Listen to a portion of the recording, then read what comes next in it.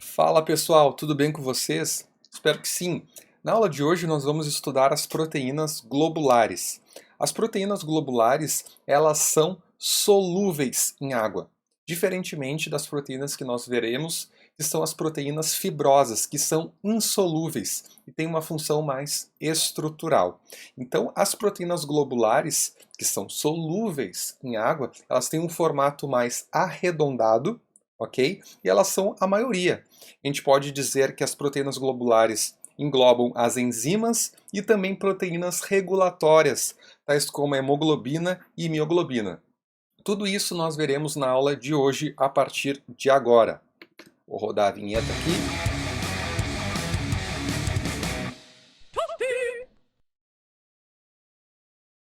Feitoria, pessoal, pegue um papel e uma caneta, então, que a gente vai ver as principais características inicialmente aqui da nossa aula. Então, as proteínas globulares são aquelas que eu falei para vocês que têm um formato arredondado, ou seja, tem este formato aqui. Já as proteínas fibrosas, elas são mais compridas e menos largas, então elas têm uma função estrutural bem importante. Então, a gente pode dizer que as proteínas globulares elas vão ter esse caráter enzimático, né, de catalisar as reações químicas, né, as enzimas, e elas vão ser solúveis, então elas vão estar presentes ali no citoplasma da célula, elas vão estar presentes também na corrente sanguínea, tudo, né, que a gente tem uma grande quantidade de água, tanto no plasma, em torno de 92%, quanto dentro da célula, em torno de 60, 70%. Ok? Então, lembrem desse formato aqui das proteínas globulares. E quando a gente fala de uma proteína solúvel, a gente tem que imaginar que nessa parte de fora aqui, nós vamos ter aminoácidos polares, ou seja, que vão ter afinidade com a água, ok?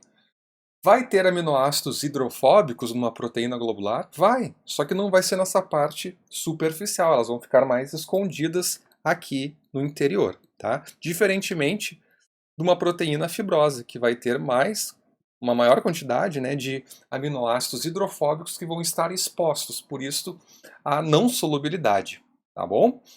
Essas proteínas globulares, em geral, como eu falei, têm esse caráter regulatório, né, e são as enzimas.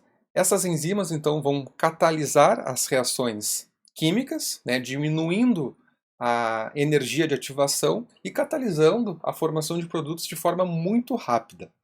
E também, como proteínas regulatórias, a gente tem os exemplos da mioglobina e da hemoglobina em relação ao transporte de oxigênio. Então, para manter essa homeostase do nosso organismo, eu vou dar exemplos aqui mais detalhados da hemoglobina e mioglobina em relação à sua estrutura, função, como exemplos de proteínas globulares. Tá? Para vocês saberem mais detalhes de outras proteínas globulares, acessam aqui a parte das enzimas aqui do nosso curso, ok? Sobre ainda as proteínas globulares, elas vão ter elementos aqui de estrutura secundária, podendo ser encontradas então na mesma proteína alfa-hélices e também folhas beta preguiadas. Então vai ser uma mistura ali de alfa-hélice ou de beta preguiada. Já nas proteínas fibrosas eu vou ter muito mais de alfa-hélice ou muito mais de beta-preguiada. Não vai ser na mesma proporção, né? Não vou ter ali um pouco de cada, como nas proteínas globulares. É mais tudo ou nada assim, em relação às proteínas fibrosas, ok? Dando continuidade, pessoal, nós temos aqui as M-proteínas globulares, introduzindo a mioglobina e a hemoglobina, ok? Então, as M-proteínas são um grupo de proteínas especializadas, os quais têm um grupamento específico, que é esse que vocês estão vendo aqui embaixo, ó. Notem que eu tenho um grupamento composto de carbono, hidrogênio e nitrogênio com um átomo central, que é o ferro, no seu estado de oxidação ferro ferroso, que é o ferro mais 2. Eu só consigo ter a ligação do oxigênio com o ferro se tiver ali ferro mais 2, Fe mais 2. E essa ligação que dá a coloração avermelhada, o sangue vivo que é rico em oxigênio, nosso sangue arterial. Quando eu tenho uma menor ligação do oxigênio com esse ferro aqui, do grupamento M, que está ligado na hemoglobina, que está dentro da hemácia, estão ligados? Eu tenho um sangue mais escuro, né? Nos livros aparece lá sangue azul, ninguém tem sangue azul aqui. Nós temos um sangue mais escurecido. Esse sangue mais escuro está relacionado então a menor concentração de oxigênio, ok? Eu só consigo, repito, só consigo ligar oxigênio se tiver o ferro mais 2. Às vezes o estado de oxidação do ferro está ferro mais 3, que é o formato férrico, é o estado de oxidação férrico, daí não rola essa ligação, ok? Então essa aqui é a estrutura do grupamento M. Eu tenho um grupamento M para cada subunidade, por exemplo, da hemoglobina. Então a gente vai ver que a hemoglobina tem 4 subunidades. Ela vai ter então 2 subunidades alfas e 2 betas. Então, ela vai ter uma estrutura, eu digo que é quaternária, lá da estrutura das proteínas. E a mioglobina, ela só vai ter uma subunidade, ok? E ela vai ter apenas um grupamento M. Então, quantas moléculas de oxigênio vocês acham que o grupamento M consegue carregar? Uma, certo? E quantas moléculas de oxigênio a mioglobina consegue carregar? Uma. E a hemoglobina? 4. Tá? Porque ela vai ter 4 subunidades, 4 grupamento M e 4 ligações com oxigênio. Okay? Até 4. Ok, pessoal? Isso é bem importante aqui. E depois, quando as hemácias ficam velhas, né, que o tempo de meia-vida é em torno de 120 dias, esse grupamento M que vocês estão vendo aqui, ele deve ser eliminado do corpo. E ele vai ser eliminado do nosso corpo, formando a chamada bilirrubina. Essa bilirrubina vai ser metabolizada a partir, então, de reações específicas que acontecem no baço e também no fígado, para serem eliminadas, por exemplo, através das fezes e da urina, ok? Vamos seguir. Então, a mioglobina e a hemoglobina então são M-proteínas. Elas vão ter características estruturais, que eu já dei um spoiler aqui, né? A mioglobina é uma estrutura terciária, que só vai ter uma subunidade. E quando eu tenho mais de uma subunidade, eu digo que ela é uma estrutura quaternária. No caso aqui da hemoglobina, ela é quaternária porque ela tem mais que uma. E por acaso ela tem 4 subunidades. Se ela tivesse 3, seria quaternária. Se ela tivesse 2, seria quaternária. Se ela tivesse 25, seria quaternária também. Tá? Então, mais que uma subunidade, mais que um monômero, eu digo que é uma estrutura quaternária. E a função, tanto da mioglobina quanto da hemoglobina, estão relacionados ao transporte de oxigênio. Mas a mioglobina, esse mio, significa que ela é uma proteína que está presente no músculo, ok? Então o que ela vai fazer? Ela vai pegar o oxigênio que está sendo carregado pela hemoglobina que está no sangue. Então a hemoglobina pegou o oxigênio lá dos pulmões, na parte da inspiração, e foi carregando. 98% do oxigênio está sendo carregado dessa forma. Chegou lá no músculo, ele entrega para outra proteína, para mioglobina, que está presente no músculo estriado esquelético. Okay? E também presente em outros músculos, né? O liso e o cardíaco. Okay? Então, essa mioglobina, que tem uma subunidade, pegou um oxigênio de cada vez, vai levar até as mitocôndrias, para lá finalmente acontecer a produção de ATP na cadeia de transporte de elétrons, porque o oxigênio vai ser o aceptor final de elétrons. Então, na cadeia de transporte de elétrons, eu tenho todo aquele mecanismo lá de bombeamento de prótons, transferência de elétrons, forma um gradiente eletroquímico para eu pegar o fosfato inorgânico, e adicionar no adenosina de fosfato e formar meu ATP. Tá? Então, lembrem desse caminho. Hemoglobina, no sangue, mioglobina no músculo, leva até as mitocôndrias lá no complexo 4, a citocromo C oxidase. Ok?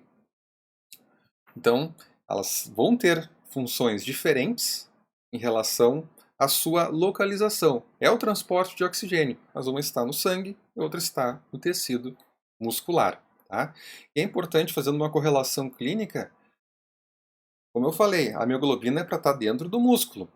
Se ela estiver no plasma, opa, algo não está bom quando... O que eu quis falar? Algo está ruim quando não está bom. Algo está bom quando não está ruim. Algo está ruim quando não está bom. Quando os níveis de mioglobina estão altos na corrente sanguínea, significa que eu tive uma lesão no músculo e vai aumentar na corrente sanguínea. Isso pode causar até uma mioglobinúria, presença de mioglobina na urina, né? E pode causar até um dano na função renal. Então, significa um dano muscular. Pode acontecer, por exemplo, num exercício vigoroso de alta intensidade ou até mesmo num infarto agudo do miocárdio. Obviamente não vai ter uma especificidade muito grande, porque além do miocárdio, eu tenho mioglobina, como eu falei, no músculo esquelético. Nós vamos ver o efeito da ligação do oxigênio, né, a mioglobina e hemoglobina, e também uma relação com uma doença genética que é a anemia falciforme. Bom, a mioglobina então é formada por uma única cadeia polipeptídica, presente então composta por 153 aminoácidos, rica em alfa-hélices. Vai estar presente no coração e no músculo esquelético, lembrando que ela pegou aquele oxigênio proveniente da hemoglobina na corrente sanguínea e vai levar até as mitocôndrias. Função: reservatório e carreador de oxigênio, ela consegue transferir, né, e ela vai também reservar ali pelo menos uma molécula de oxigênio. E a estrutura, ela vai ter aqui a informação a partir da sequência de aminoácidos primária, vai ter ali alfa-hélices, beta-preguiadas e vai formar uma estrutura terciária formando esta subunidade, okay? Esse monômero.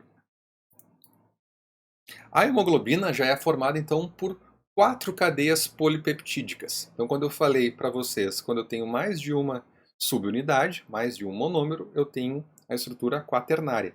Então imagina aqui ó, que a hemoglobina ela tem 4 vezes, vamos imaginar assim, o tamanho da hemoglobina, porque ela vai ter 4 subunidades. A hemoglobina só tem um, beleza? Então ela vai ter 2 subunidades alfas, que vocês estão vendo aqui em azul, e 2 subunidades beta, que vocês estão vendo aqui em verde. A localização é nas hemácias, nos eritrócitos. E a função é transportar oxigênio dos pulmões até os capilares. Ela transporta também dióxido de carbono, em torno de 20%, mas em 98%, né, ela transporta o oxigênio, então tem essa função principal. A estrutura, ela vai ter a estrutura de sequência de aminoácidos, beta-preguiada, alfa-hélice, a participação da cadeia lateral dos aminoácidos com a estrutura terciária, formando uma subunidade, e como ela vai ter 4 subunidades, mais que uma, eu digo que ela tem uma estrutura quaternária. E aqui vocês estão vendo a relação da ligação do oxigênio, à mioglobina e à hemoglobina. Então, eu tenho duas estruturas, uma estrutura dita tensa, a desoxihemoglobina, que eu vou ter aqui uma afinidade, né, menor do oxigênio com a hemoglobina, e uma estrutura relaxada chamada de R, que eu vou ter uma afinidade maior da hemoglobina com o oxigênio. E isso se dá a partir de ligações. Ó. Quando eu tenho essa estrutura que dificulta a ligação do oxigênio e hemoglobina, a estrutura tensa, né, eu tenho ali a participação de ligações iônicas, pontes de hidrogênio, que estão ligando esses dímeros ali entre alfa e beta, interações fortes, principalmente entre aminoácidos apolares, eu digo interações hidrofóbicas, desculpe. E na estrutura relaxada eu tenho o rompimento dessas ligações, principalmente as iônicas e as pontes de hidrogênio. Então, que facilita, né, a ligação ali do oxigênio. Vocês estão vendo que o oxigênio, aqui entrou 4 moléculas que vão se ligar àquele ferro no estado ferroso, e eu consigo, na oxihemoglobina, que vai ter ali essa ligação de até 4 moléculas de oxigênio, na estrutura relaxada, eu tenho um fenômeno também de de cooperação positiva, porque vamos imaginar assim que fica mais difícil a primeira molécula de oxigênio se ligar na subunidade. Depois eu tenho modificações na estrutura tridimensional e fica mais fácil as outras moléculas de oxigênio se ligarem, ok? Então, quando eu tenho essa ligação do oxigênio, eu tenho a oxihemoglobina. Quando eu retiro esse oxigênio, porque diminui a afinidade, eu tenho aquelas ligações ali, pontes de hidrogênio, ligações iônicas, eu tenho a desoxihemoglobina. Ok? Então a forma T é baixa afinidade de oxigênio, a desoxihemoglobina, e a oxihemoglobina é a alta afinidade pelo oxigênio. Então essa ligação do oxigênio provoca ruptura de algumas ligações iônicas e pontes de hidrogênio nesses dímeros, e isso leva a uma estrutura chamada de forma relaxada, forma R, no qual as cadeias polipeptídicas têm maior liberdade ali de movimento. Lembrando esse fenômeno de cooperação positiva. E aqui tem também uma correlação clínica bem importante, que é a ligação do CO. CO significa monóxido de carbono. É diferente do CO2, que é o nosso famoso gás carbônico ou dióxido de carbono, né? Esse monóxido de carbono, ele liga-se fortemente à hemoglobina, formando a carboxihemoglobina, ó, COHB. HB é a hemoglobina. Então, notem aqui que eu tenho conteúdo de oxigênio e aqui a pressão parcial de oxigênio. Lá em cima vocês estão vendo o percentual de monóxido de carbono em 0 e aqui em 50%. O que eu quero dizer com isso aqui e o que a gente vai interpretar desse gráfico? O monóxido de carbono é um composto incolor, inodoro, ou seja, ele não tem cheiro, ele não tem cor e ele é um produto incompleto da combustão. E ele é extremamente tóxico, ele tem uma ligação em torno mais de 200 vezes, alguns estudos mostram até 220 vezes a ligação maior do monóxido de carbono pela hemoglobina do que o próprio oxigênio. Então, se a gente inalar esse monóxido de carbono, ele vai se ligar na hemoglobina. E olha o que eu coloquei aqui para vocês. Ó, essa ligação do monóxido de carbono em uma das subunidades, uma das 4 ali, estabiliza aquela forma relaxada, a R, fazendo com que as outras subunidades, as outras 3 que sobraram, liguem-se com um oxigênio. Só que essa ligação com o oxigênio não desgruda mais. Fica preso o oxigênio ali. Isso é um problema? Claro que sim. Porque ele não vai entregar mais oxigênio aos tecidos. É os tecidos que precisam utilizar esse oxigênio para, no final das contas, produzir ATP. Então o que vai acontecer? Se eu não conseguir, né, entregar o oxigênio, eu vou ter um déficit de ATP e a pessoa pode morrer. Certo? Então, esse dano está diretamente relacionado à quantidade de monóxido de carbono inalada. E além disso, esse monóxido de carbono mata de outra forma também. Ele é um inibidor do complexo 4 lá da cadeia de transporte de elétrons. Aquele que eu falei do citocromo C-oxidase, onde o oxigênio é reduzido à água, né, que está relacionado aí à produção de ATP lá nas mitocôndrias. Então, ele impede o transporte de oxigênio, impede também diretamente a produção de ATP. Né? E esse monóxido de carbono está ligado a várias tragédias, né? Boate Kiss, ano passado, 2020, né? Ou 19, agora não sei lá. Aquele dos garotos da base do Flamengo que morreram, né? Inalando monóxido de carbono lá naqueles containers. Uma tragédia que teve também com brasileiros que viajaram para Santiago do Chile e ligaram lá um aquecedor e começou a vazar, começaram a passar mal. Até eles pensaram, pediram ajuda e pensaram que tinham comido algo estragado e estavam inalando monóxido de carbono. Todos morreram, infelizmente.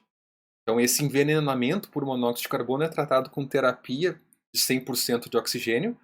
A gente viu, se eu tiver um monóxido de carbono e um oxigênio, a afinidade aqui do monóxido de carbono é 220 vezes, 200 vezes maior que o oxigênio. Agora, se eu aumentar o oxigênio, muito mais, né, 100% de oxigênio, eu vou competir com maior chance de ter afinidade ali e competir e se ligar com a hemoglobina. Estão entendendo? Porque o nosso ar aqui ele tem em torno de 21% de oxigênio. E se eu fazer uma terapia com oxigênio puro, eu vou ter uma chance de competir com maior efetividade. Estão entendendo? Obviamente, se eu der um oxigênio puro para uma pessoa que inalou muito, muito, muito monóxido de carbono, vai ter chance, né? Por isso que é tão mortal este gás aí.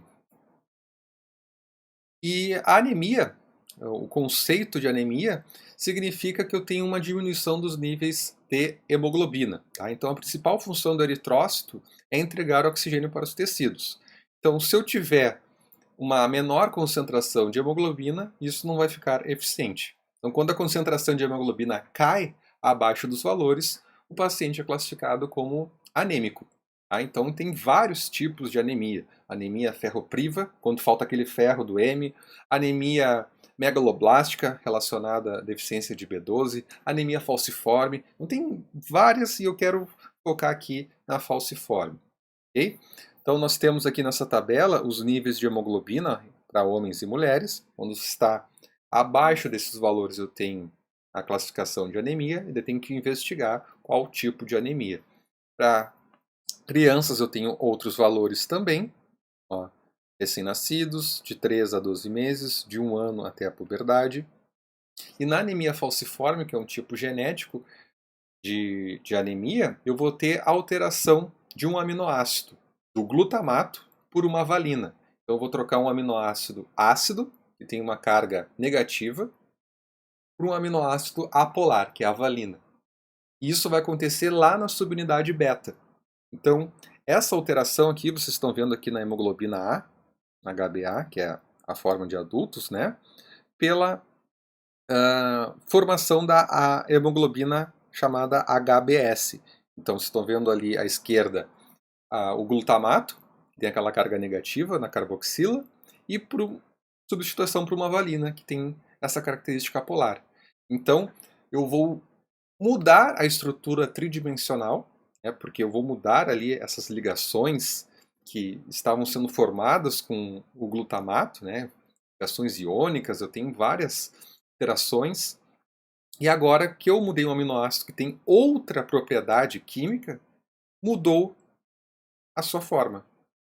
E como a gente sabe que tem bilhões de hemoglobinas dentro de uma hemácia, imagina a hemácia como um grande saco de proteína, que é a hemoglobina. Então, se eu mudo uma parte da hemoglobina, eu vou acabar mudando toda a hemácia. E ela fica nessa forma aqui de foice, né? As hemácias ficam falsizadas. Olha só. Então, em pessoas saudáveis, as hemácias são arredondadas e maleáveis. Em pessoas com anemia falciforme, que eu tenho aquela alteração ali, elas ficam no formato de foice e são menos maleáveis. Então acabam bloqueando o fluxo sanguíneo, principalmente nessas bifurcações, causando dores, né, e outras alterações, né, uma oxigenação inadequada também. E essa interrupção do suprimento de oxigênio leva a hipóxia e necrose também de tecidos. Estão vendo aqui essas hemácias em formato de foice e sendo responsáveis ali pela interrupção do fluxo sanguíneo de forma adequada. E aqui, uma microscopia de varredura, para ver bem essas hemácias no formato de foice, e num esfregaço sanguíneo a gente vê essas hemácias falsizadas. Certo, pessoal? Espero que vocês tenham gostado dessa aula de proteínas globulares. Próximo passo é ver agora as proteínas fibrosas. Abração, até mais!